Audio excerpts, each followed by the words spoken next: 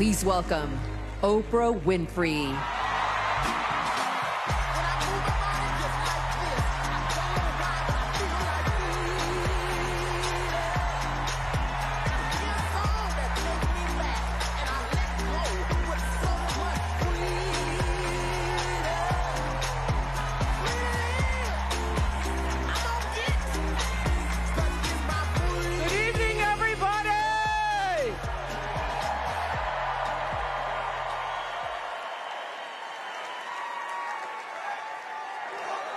Who says you can't go home again?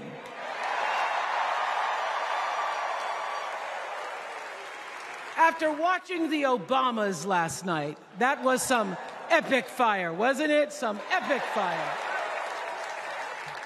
We're now so fired up, we can't wait to leave here and do something.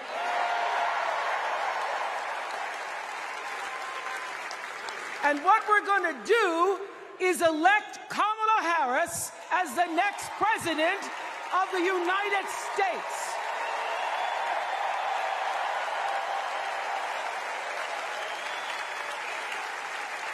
I am so honored to have been asked to speak on tonight's theme about what matters most to me, to you, and all of us Americans: freedom.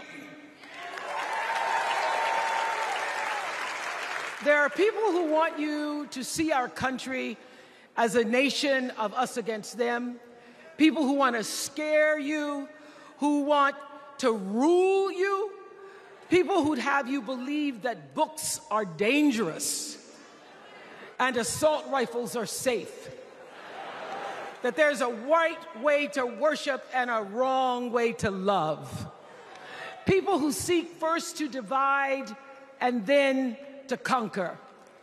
But here's the thing. When we stand together, it is impossible to conquer us.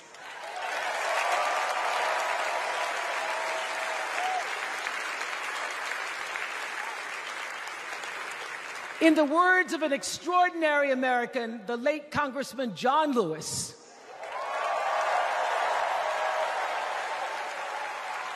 he said, no matter what ship our ancestors arrived on, we are all in the same boat now.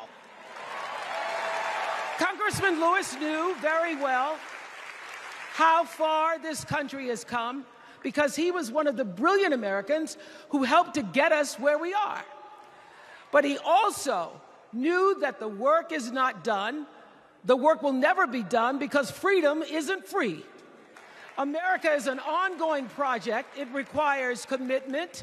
It requires being open to the hard work and the heart work of democracy.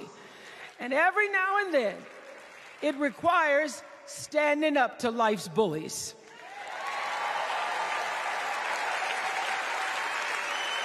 I know this.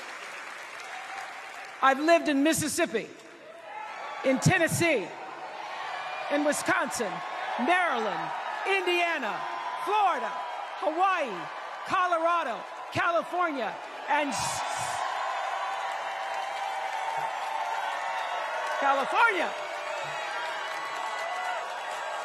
sweet home Chicago, Illinois.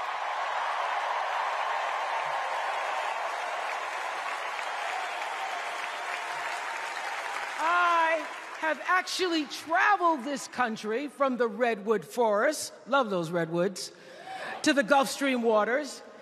I've seen racism and sexism and income inequality and division. I've not only seen it, at times I've been on the receiving end of it. But more often than not, what I've witnessed and experienced are human beings, both conservative and liberal, who may not agree with each other, but who'd still help you in a heartbeat if you were in trouble. These are the people who make me proud to say that I am an American.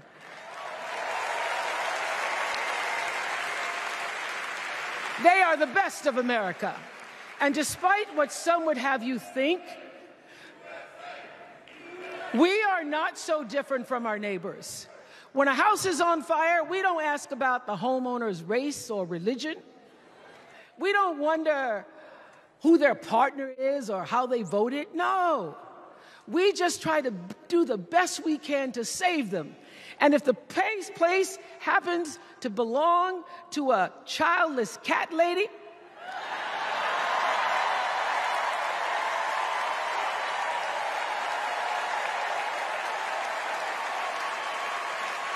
well, we try to get that cat out too.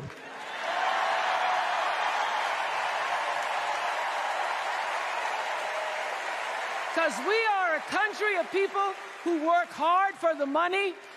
We wish our brothers and sisters well, and we pray for peace.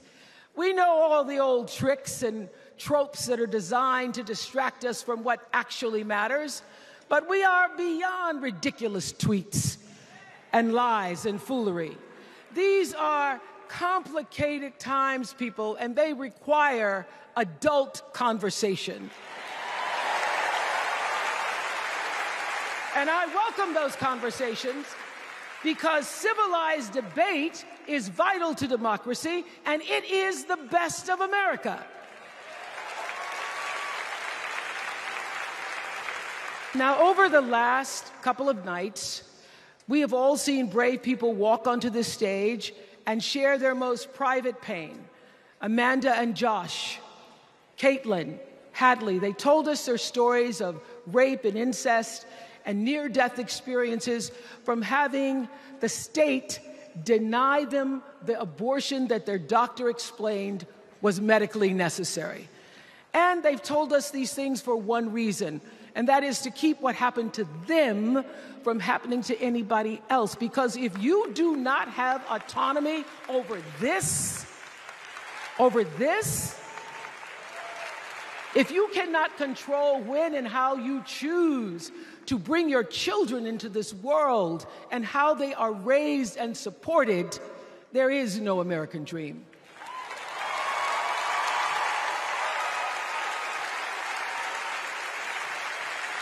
The women and men who are battling to keep us from going back to a time of desperation and shame and stone-cold fear, they are the new freedom fighters. And make no mistake, they are the best of America.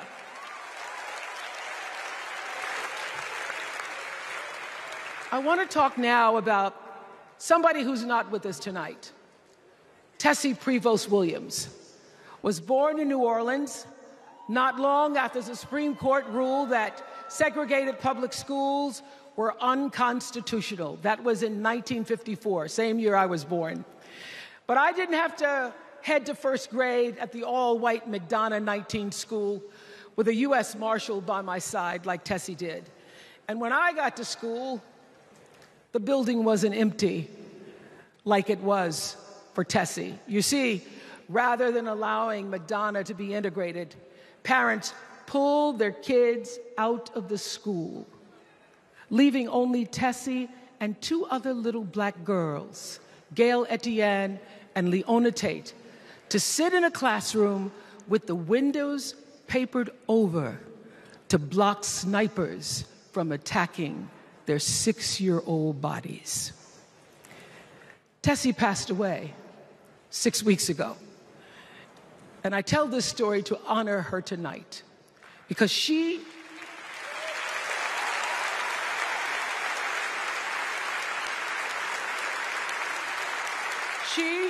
like Ruby Bridges and her friends, Leona and Gail, the New Orleans Four, they were called. They broke barriers, and they paid dearly for it. But it was the grace and guts and courage of women like Tessie Prevost Williams that paved the way for another young girl who 9 years later became part of the second class to integrate the public schools in Berkeley, California. And it seems to me that at school and at home, Somebody did a beautiful job of showing this young girl how to challenge the people at the top and empower the people at the bottom. They showed her how to look at the world and see not just what is, but what can be. They instilled in her a passion for justice and freedom and the glorious fighting spirit necessary to pursue that passion. And soon, and very soon,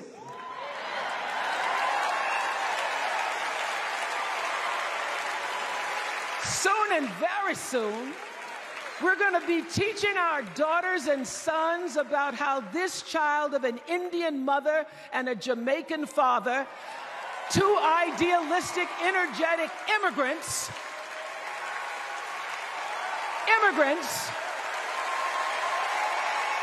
how this child grew up to become the 47th president of the United States.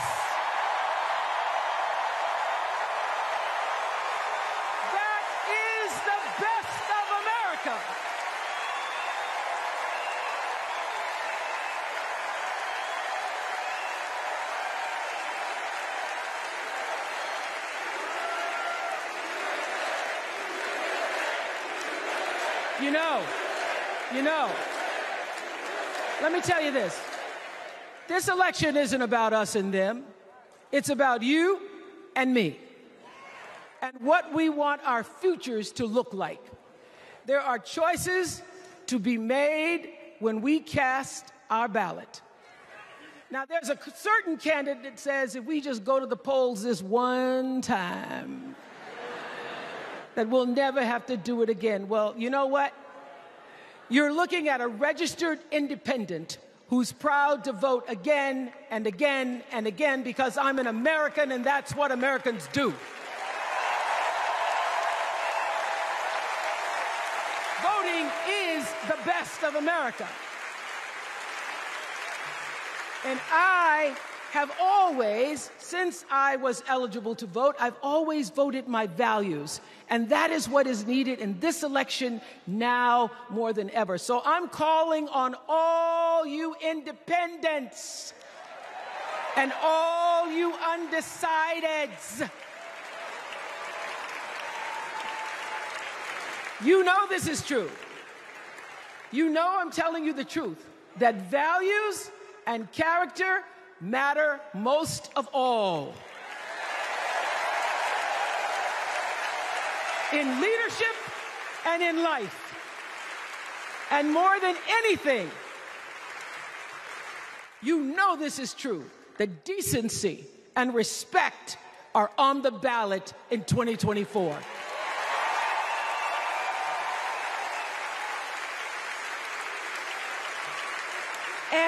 And just plain common sense. Common sense tells you that Kamala Harris and Tim Walz can give us decency and respect. They're the ones that give it to us. So, we are Americans. We are Americans. Let us choose loyalty to the Constitution over loyalty to any individual. Because that's the best of America.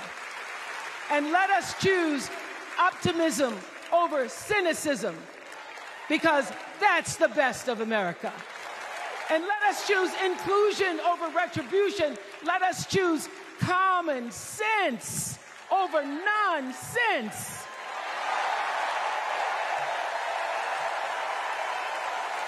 Because that's the best of America.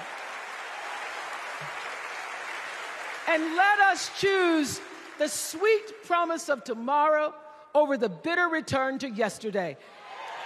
We won't go back. We won't be set back, pushed back, bullied back, kicked back. We're not going back.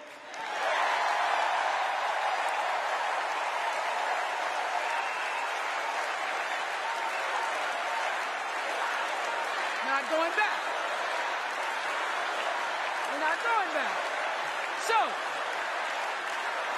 let us choose. Let us choose truth. Let us choose honor. And let us choose joy.